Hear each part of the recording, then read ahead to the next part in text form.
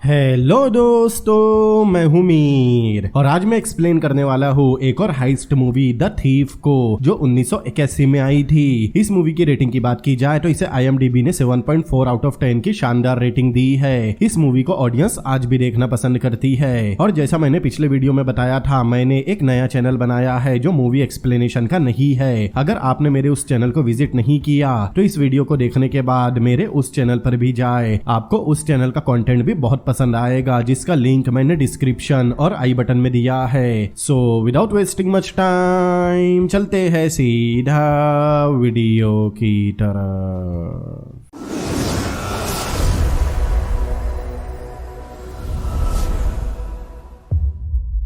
Movie की शुरुआत में हम एक फ्रैंक नाम के आदमी को देखते हैं जो अपने साथी बैरी और जोसेफ के साथ एक बैंक में रॉबरी कर रहा था। फ्रैंक ड्रिल मशीन की मदद से एक सेफ तोड़ रहा था। सेफ टूटने के बाद फ्रैंक उसमें से सारी ज्वेलरी निकालकर बाहर फेंकता है। फिर फ्रैंक को सेफ में कुछ पैकेजेस मिलते हैं जिसे वो अपने पास रख लेता है। दरअसल उन पैकेजेस में डायमंड्स थे और फ्रैंक कैश और डायमंड के अलावा कुछ नहीं चुराता। सेफ के पूरे डायमंड चुरा कर वो सब वहां से अपनी कार में निकल जाते हैं और जोसेफ अपनी कार से कहीं और चला जाता है। वहां से भागने के बाद फ्रैंक और बैरी एक बिल्डिंग के पार्किंग में आए जहां बहुत अंधेरा था। वहां उनका एक खुफिया गैराज है जिस कार को उन्होंने चोरी करने इस्तेमाल किया। दोनों उस कार को गैरेज में छुपाकर अलग अलग कार से निकल जाते हैं। चोरी की अगली सुबह फ्रैंक समुद्र किनारे गया जहां उसे एक आदमी मिलता है। वो वहां फिशिंग कर रहा था। उस आदमी को फ्रैंक पहले से पहचानता था। दोनों समुद्र किनारे बैठकर कुछ देर बात करते हैं। इसके बाद फ्रैंक कार के एक बहुत बड़े गैराज में जाता है और यहाँ हमें पता चलता है फ्रैंक का कार डीलरशिप का बिजनेस भी है। अपने ऑफिस में जाने के बाद फ्रैंक बैरी को व्हीकल ब्यूरो से कुछ डॉक्यूमेंट लाने कहता है क्योंकि उसे किसी से मिलने जाना था। इसके बाद फ्रैंक जो नाम के आदमी से एक रेस्टोरेंट में मिलता है और पिछली रात चुराए डायमंड को जो को दिखाता है। उन डायमंड की मार्केट में होलसेल वैल्यू $5,50,000 है, जिसमें से उसे $1,85,000 चाहिए, जो इस डील के लिए मान गया था क्योंकि इसमें जो का भी अच्छा प्रॉफिट था। फ्रैंक और जो काफी समय से चोरी की डील कर रहे थे। फिर जो बताता है जिनसे वो चोरी के डायमंड की डील करता है वो फ्रैंक को जानते हैं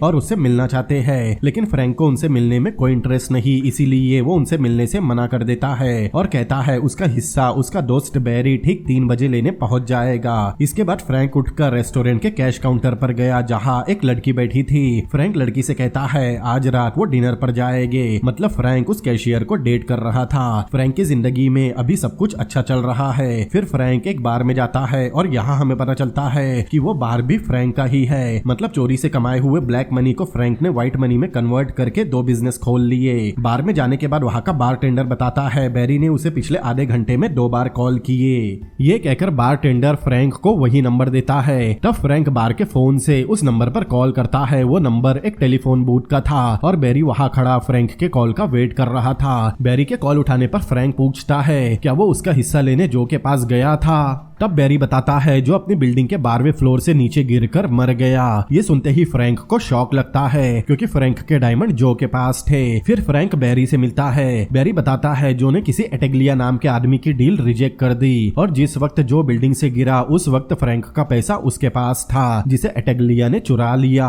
मतलब जो की मौत में एटेग्लिया का हाथ है। फ्रैंक को पता था एटेग्लिया कौन है। दरअसल एटेग्लिया LNA प्लांटिंग नाम की कंपनी का ओनर था, लेकिन वो बिजनेस सिर्फ उसका दिखावा है। उसके सभी काम इलीगल थे। इसीलिए फ्रैंक बैरी के साथ एटेग्लिया से मिलने उसके ऑफिस गया। ऑफिस में जाने के बाद फ्रैंक एटेग्लिया से कहता है जो के पास उसके पैसे थे अब वो पैसे एटेग्लिया के पास है, लेकिन एटेग्लिया ऐसा दिखाता है जैसे ना तो वो फ्रैंक को जानता है और ना ही जो को। तो फ्रैंक उसे धमकाते हुए कहता है उसे बस उसके पैसे चाहिए। ये सुनकर एटेग्लिया भड़क कर कहता है वो किसी को नहीं जानता। फिर वो फ्रैंक को ऑफिस से जाने कहता है, लेकिन फ्रैंक नहीं जाता। तब एटेग्लिया अपने बॉडीगार्ड्स बुला लेता है, लेकिन तब तक फ्रैंक ने अपनी गन निकालकर एटेग्लिया पर तान दी थी। फ्रैंक एटेग्लिया को जान से मारने की धमकी देता है। एटेग्लिया बहुत डर गया था, इसीलिए वो अपने गार्ड्स को गन नीचे करने कहता है। फिर फ्रैंक उससे अपने पैसों के बारे में पूछता है, लेकिन तब भी एटेग्लिया कहता है वो उसे और जो को नहीं जानता। तो फ्रैंक कहता है वो 3 घंटे बाद कॉल करेगा और तब तक उसे उसके $1,85,000 मिल जाने चाहिए। ये कहकर फ्रैंक वहां से चला जाता है। इसके बाद फ्रैंक जेल में अपने एक फ्रेंड से मिलता है जिसका नाम डेविड था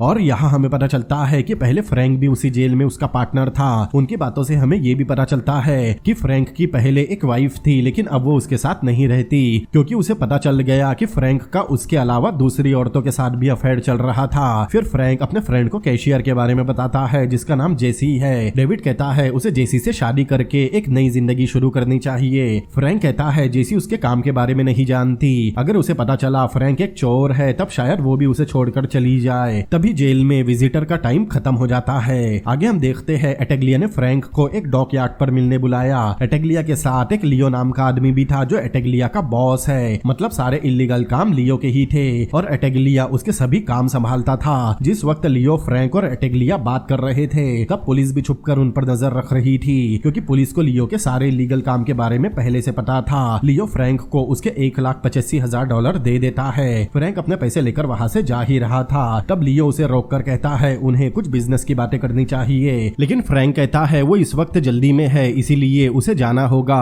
तब लियो बताता है फ्रैंक जितना भी चोरी का सामान की डील जो के साथ करता था, जो वो सारा सामान लियो को ही बेचता था, जो जैसे सभी डीलर्स को वही पैसे देता है। फिर लियो फ्रैंक को एक ऑफर देता है कि फ्रैंक उसके लिए काम करे, लेकिन फ्रैंक कहता है उसे अकेले काम करना पसंद है, वो किसी की गुलामी नहीं करता। लियो कहता है फ्रैंक अपने तरीके से काम कर सकता है, उसे बस काम बता दिया जाएगा, फिर चाहे वो अपने तरीके से काम करे, उन्हें कोई मतलब नहीं। फ्रैंक कहता है उसे चोरी करने बहुत सारी चीजों की जरूरत पड़ती है। लियो कहता है उसे जो भी टूल या कार की जरूरत होगी वो उसे सब देगा, लेकिन फ्रैंक कहता है उसे ये काम ज्यादा समय के लिए नहीं करना क्योंकि उसे अपनी फैमिली बनाकर एक नई जिंदगी शुरू करनी है। तब लियो कहता है फ्रैंक जब चाहे उसे और उसके काम को छोड़कर जा सकता है, उसे कोई नहीं रोकेगा, लेकिन फ्रैंक इस बारे में सोचकर कॉल करेगा। ये कहकर फ्रैंक वहाँ से चला जाता है। वहाँ से निकलने के बाद फ्रैंक सीधा जेसी के पास उसके रेस्टोरेंट में गया क्योंकि उसने जेसी को 8 बजे डिनर पर ले जाने का प्रॉमिस किया था, लेकिन जेसी डिनर पर चलने से मना कर देती है क्योंकि फ्रैंक 2 घंटा लेट था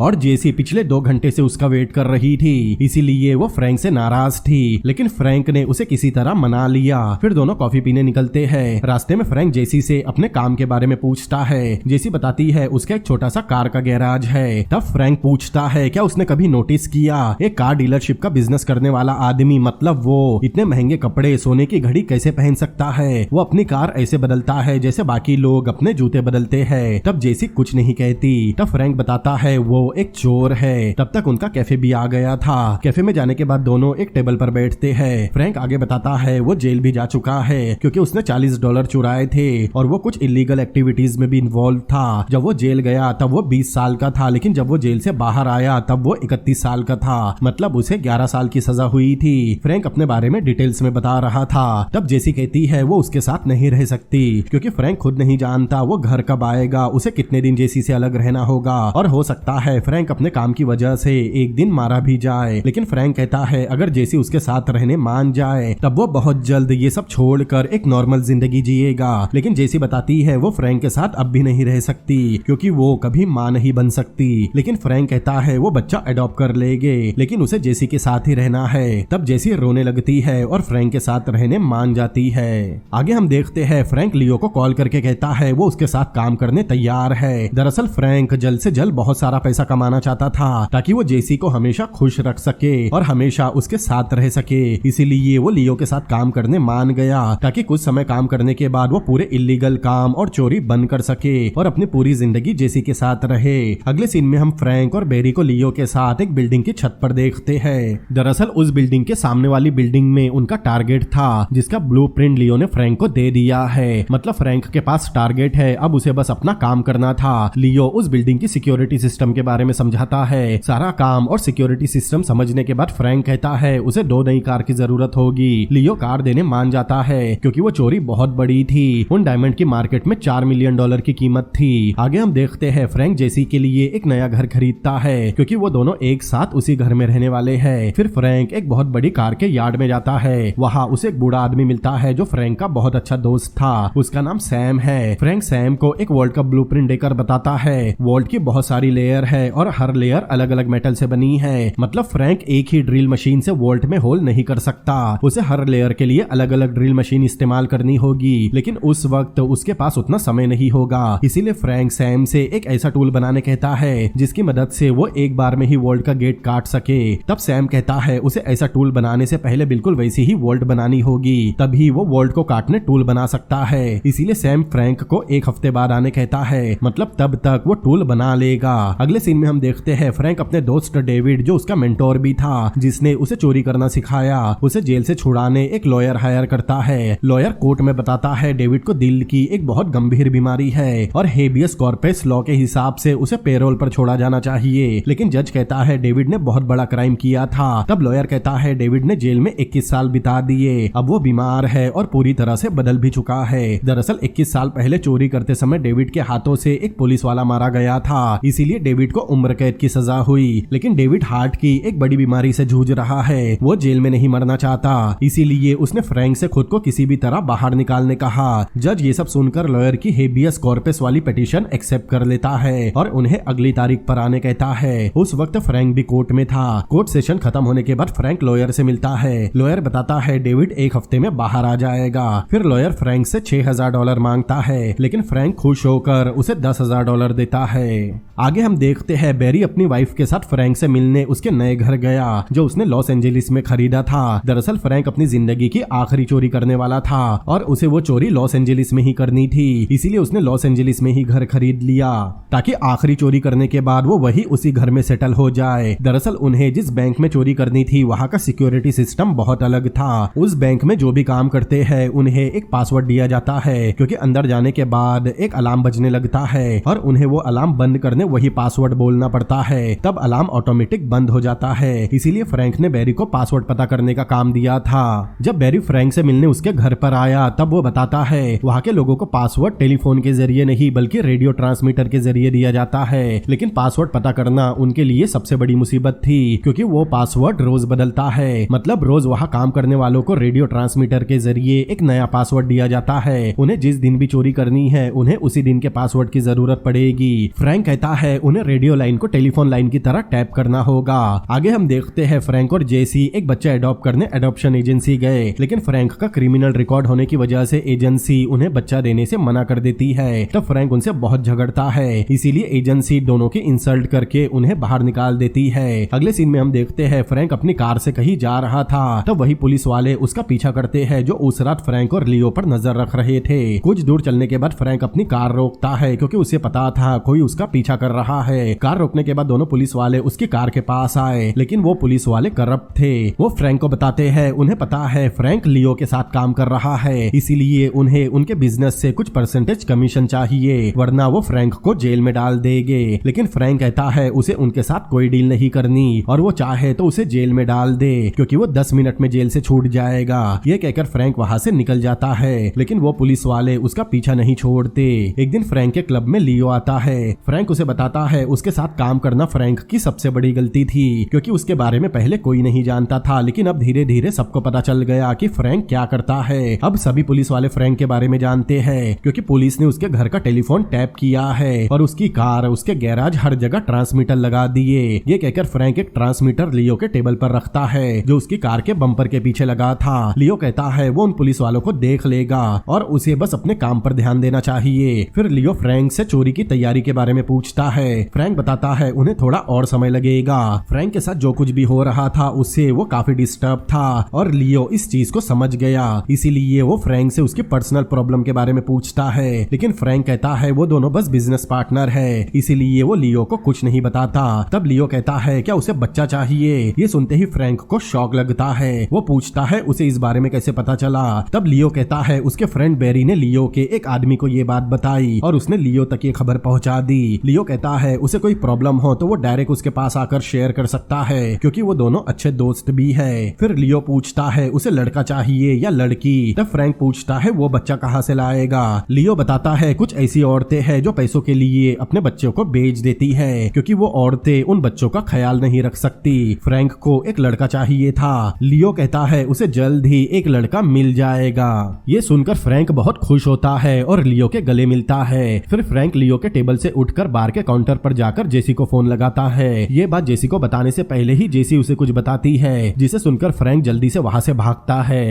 अगले सीन में हम फ्रैंक और जेसी को हॉस्पिटल में देखते हैं। दरअसल जेसी ने फ्रैंक को फोन पर बताया था उसके दोस्त डेविड का एक्सीडेंट हो गया और वो इस वक्त हॉस्पिटल में है, इसीलिए फ्रैंक और जेसी डेविड से मिलने हॉस्पिटल गए। डेविड उस वक्त आईसीयू में था। फ्रैंक डेविड से मिलता है और उसे जेसी से मिलवाकर बताता बताता है जेसी उसकी वाइफ है। डेविड दोनों को देखकर बहुत खुश होता है। फिर डेविड फ्रैंक को अपने करीब आने कहता है और उसके कान में कुछ कहता है, लेकिन फ्रैंक से बात करने के बाद डेविड की अचानक तबीयत बिगड़ गई। इसीलिए डॉक्टर फ्रैंक और जेसी को आईसीयू से बाहर जाने कहते हैं और उसका ट्रीटमेंट करने लगते हैं। डेविड का लॉयर भी हॉस्पिटल में था। उनके आईसीयू से बाहर आने के बाद लॉयर बताता है कोर्ट ने डेविड को पेरोल पर छोड़ दिया, लेकिन कोर्ट की सीढ़ियों से उतरते समय डेविड की तबीयत अचानक खराब हो गई और वो सीढ़ियों से नीचे गिर गया। फिर जेसी फ्रैंक से पूछती है डेविड ने उसके कान में क्या कहा। फ्रैंक बताता है डेविड जेल में था और उसे हार्ट की बीमारी थी। तब उसने फ्रैंक से कहा था उसके पास बहुत कम टाइम बचा है, लेकिन वो जेल में मरना नहीं चाहता और कोर्ट ने उसे पेरोल पर छोड़ दिया, इसीलिए वो उसका शुक्रिया अदा कर रहा था। तभी कुछ देर में डॉक्टर आईसीयू से बाहर आकर बताता है डेविड अब उनके बीच नहीं रहा। ये सुनकर फ्रैंक को बहुत बड़ा शॉक लगा। उसे कुछ समझ नहीं आ रहा था उसे क्या कहना है, इसीलिए वो कुछ देर किसी के सवालों का कोई जवाब नहीं देता। कुछ समय बाद हम देखते हैं जेसी एक औरत से छोटा बच्चा लेकर वापस कार में आकर बैठती है। मतलब अब उन्हें एक बच्चा भी मिल गया। फ्रैंक और जेसी बच्चे के साथ एक रेस्टोरेंट में जाते हैं। तब वेटर उनके पास आकर कहता है उनका बच्चा बहुत खूबसूरत है। फिर वेटर उनसे बच्चे का नाम पूछता है, लेकिन उन्होंने अब तक बच्चे का नाम नहीं रखा। तब वेटर वहाँ से चला जाता है। कुछ देर बाद जेसी फ्रैंक से पूछती है क्या वो ठीक है। फ्रैंक कहता है वो खुश है कि उसका दोस्त डेविड आजाद हो गया और उन्हें एक बच्चा भी मिल गया। तब जेसी कहती है अगर फ्रैंक चाहे तो वो उनके बच्चे का नाम डेविड रख सकते हैं। ये सुनकर फ्रैंक खुश होकर वेटर को वापस बुलाकर बताता है उनके बच्चे का नाम डेविड है। वेटर को डेविड नाम बहुत प्यारा लगा था। आगे हम देखते हैं सैम ने वोल्ट तोड़ने टूल बना लिया, जिसे फ्रैंक टेस्ट करके देखता है। टेस्ट करने के बाद फ्रैंक सैम का शुक्रिया अदा करता है। अब उनके पास वोल्ट खोलने का टूल आ गया था। अब बस उन्हें उस दिन का पासवर्ड पता करना था। इसीलिए बैरी उस बैंक में जाकर वहाँ के दरवाजे के पास एक रिकॉर्डर छुपा देता है और उसका स्पीकर अपने पास रखकर कुछ दूरी पर छुप जाता है। कुछ देर बाद दो लोग बैंक में इंटर करते हैं। तब अलार्म बजना शुरू हो गया। वो आदमी जल्दी से रेडियो ट्रांसमीटर का माइक उठाकर उसमें मेक्सिको बोलता है। मेक्सिको बोलते ही अलार्म बजना बंद हो गया। मतलब उस दिन का पासवर्ड मेक्सिको था, जिसे बैरी ने सुन लिया।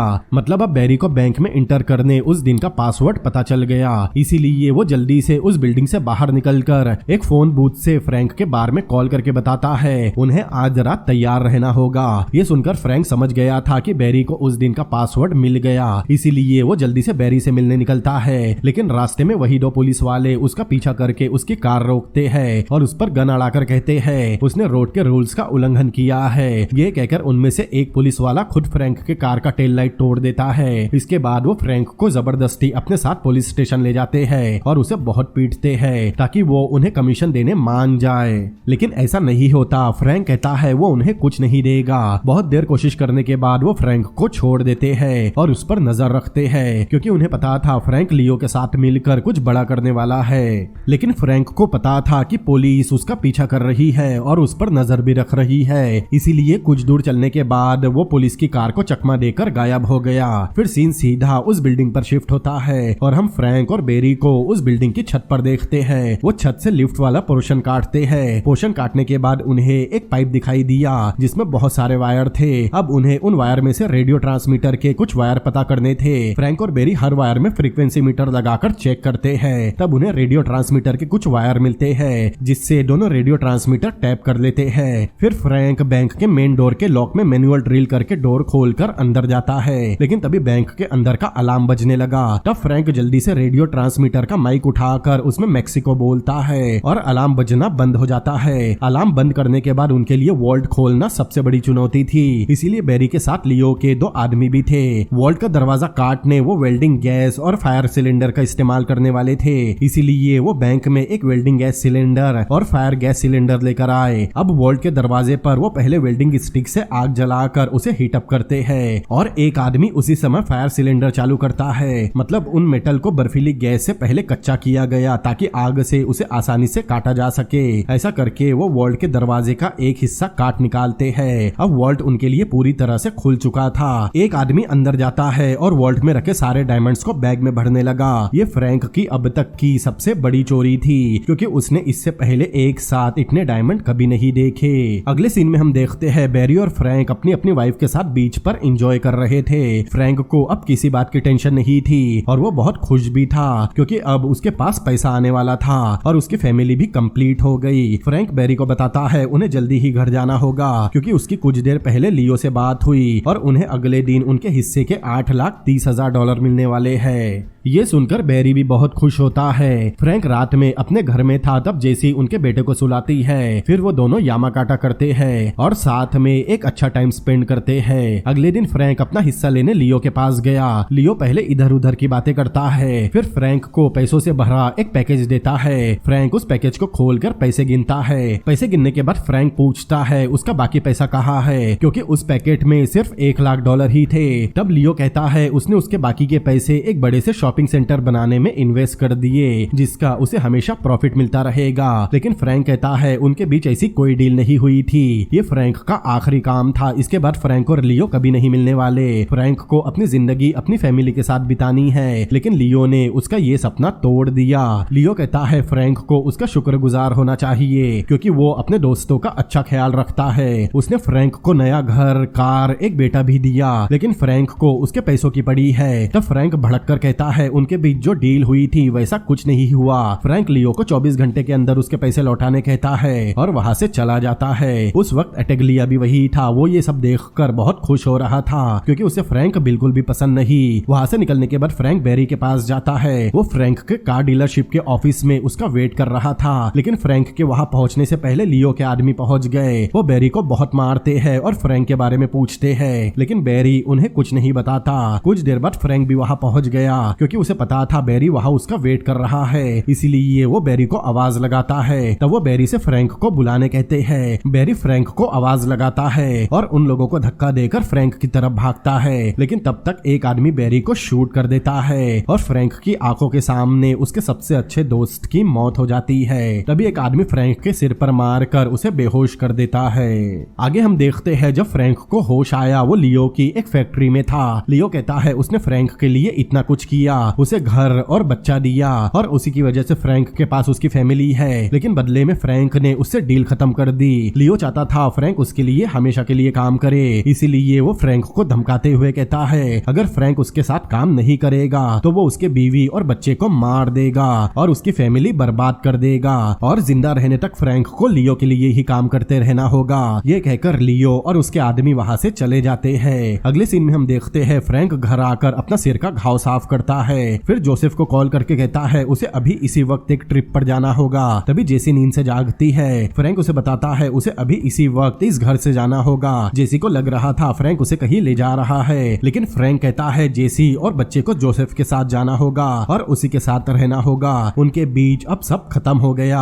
जेसी कहती है वो उससे बहुत प्यार करती है और फ्रैंक अचानक ऐसा क्यों कर रहा है, लेकिन फ्रैंक उसे कुछ नहीं बताता।